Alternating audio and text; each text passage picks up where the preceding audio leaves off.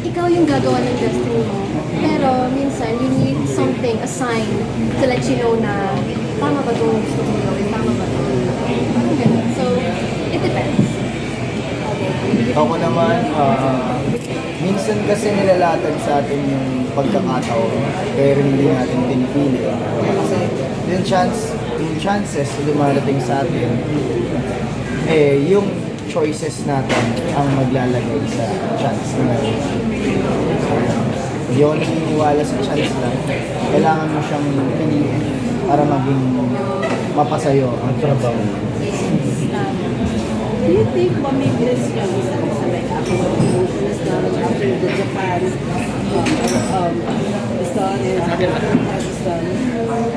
Tingin ko, will you keep the friendship? Hindi po natin yan masasabi agad kasi nandito pa lang tayo sa present.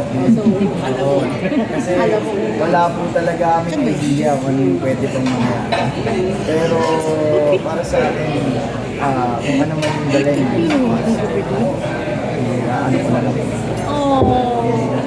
Pero ready kayo kung sakaling chances are you and I nga. Wow!